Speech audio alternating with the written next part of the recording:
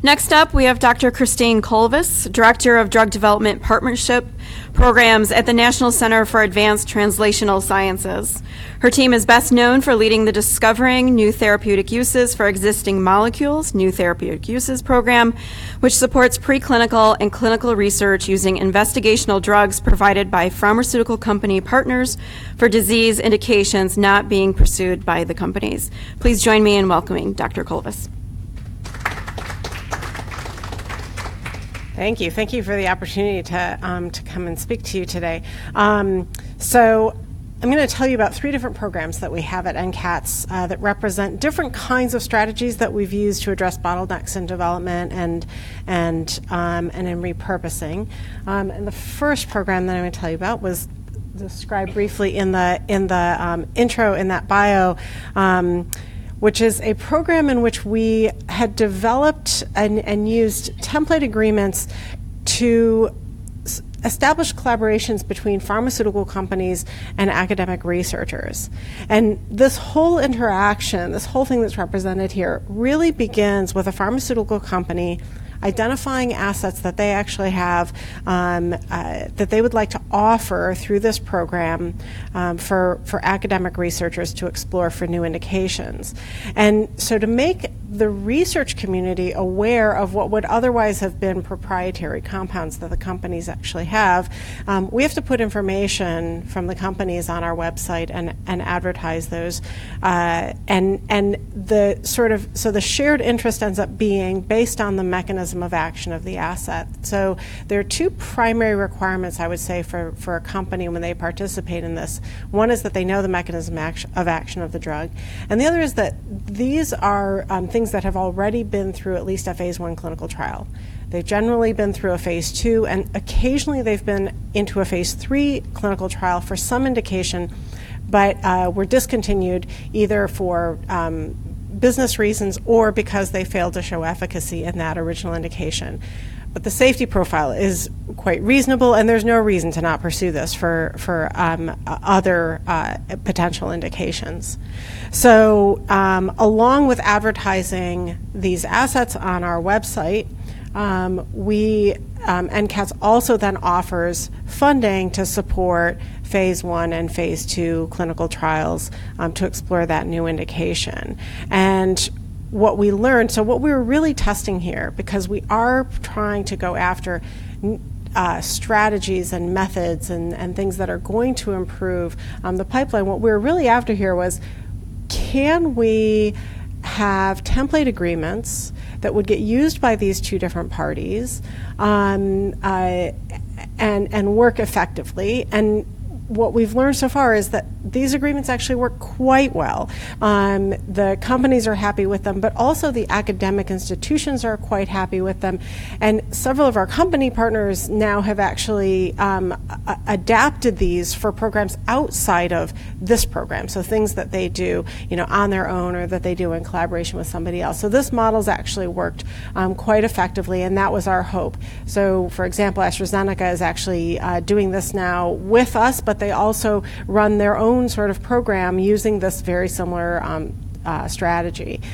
But along with advertising the assets that are available, we are offering the funding for those early stage trials. Now, the second program that I wanted to tell you about is one in which no money exchanges hands. This is an opportunity to collaborate with our intramural scientists. So the downside is you can't get money for us using this strategy. The upside is you don't have to give us any money either. So we are not operating as a service center, as a contracting agency, but rather genuinely as a collaborator. And so,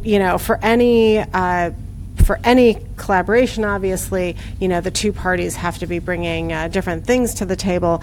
And so we turn to our collaborators for subject matter expertise on the disease. So, obviously all of our scientists have subject matter expertise in some disease area, but because NCATS doesn't have a disease focus, we will not necessarily have the expertise in the area of medicine or biology that our collaborator is coming to us for help with.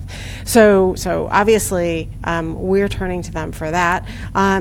And then we are actually able to help almost at any stage along what we're not calling a pipeline anymore, almost anywhere along that, not a pipeline. You could be coming to us with, so for example, in some cases, somebody has just identified something where they think that this might be a good target for developing a drug, but we don't even have a probe molecule to modulate this with yet. So they could be coming to us at that stage. On the other hand, they could be coming to us where they actually have a drug or something that's been in trials that failed. They feel like it needs a little bit more medicinal chemistry, and then they would continue to move forward. We at NCATS have the largest medicinal chemistry team at the NIH, and so that's something that we would be able to help with. And in the case of repurposing, a lot of times people would be coming to us with a hypothesis for and the data that would be needed then to move their idea forward. So for us, we have some resources and technologies that are not readily accessible for a typical academic lab, and oftentimes for a small pharma company or a small biotech company. And so a lot of our collaborations end up being with those groups. For the earlier stage stuff, we have automation. We also have, as Chris had mentioned earlier, 3D tissue printing. We have stem cell labs. So we have a lot of capabilities that are not so easy to access, and they're all under one roof. So it makes it easy for us to sort of seamlessly go from one point to another point. And our goal, though, is to have people be able to walk away with the package that they're going to need to file their IND application so that they can get into a clinical trial. We have a very agile process because we're in the intramural program. We are able to sort of move money and redirect money as needed, and this allows us actually to take a little bit more risk in the projects that we take on, as opposed to a grant where when you give the grant in year one, we're giving them money for the next 5 years, and we want to be more conservative and sure that things are actually going to progress for those 5 years. Here we can actually take a little bit more risk. All of our projects are milestone driven, so if a milestone isn't hit, whatever funds we had planned for that project, we can redirect to something that's actually moving more positively. And then the last program that I wanted to mention is, and this is to give you a sense of the diversity of the types of things that we would use, the approaches that we would use, is our biomedical data translator program, which we call the Translator. And this is a very new program. Our goal here is to actually to integrate data where the data are at all levels. So everything from the molecular level, through pathway and tissue organ systems, through to EHR data and even environmental data. And the goal here is not just to have a one-stop portal for accessing all of these data, but to truly actually integrate them so that we can computationally make connections that are actually already there. It's just that it's incredibly labor intensive to do that manually. So what we wanted to see is, can we actually do this computationally and provide a publicly, freely available tool that would actually aid researchers in surfacing these connections. And when Chris is showing his valley of death image, I was thinking about how, in some respects, I guess what we're thinking of with this is that it would just shallow that sort of that valley of death and give us maybe some stepping points along the way so that we can actually make it across. And because we're actually doing this with clinical data and the preclinical data, the hope would be too that we, over time, the basic science research community will start to think about their research in terms of translation. They will start to be able to see their path forward and see a way actually to get to the clinic. I will say that this is a pretty challenging effort.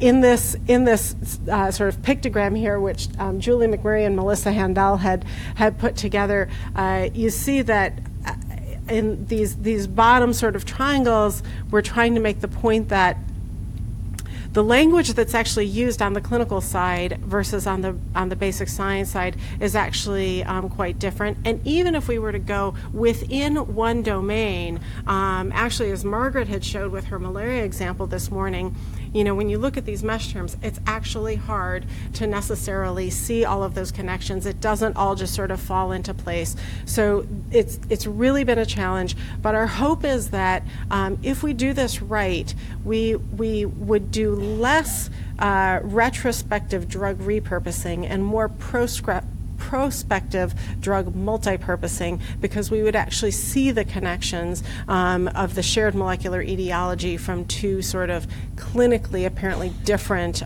diseases, but where they do have the same molecular etiology. So that is all I have. Thank you.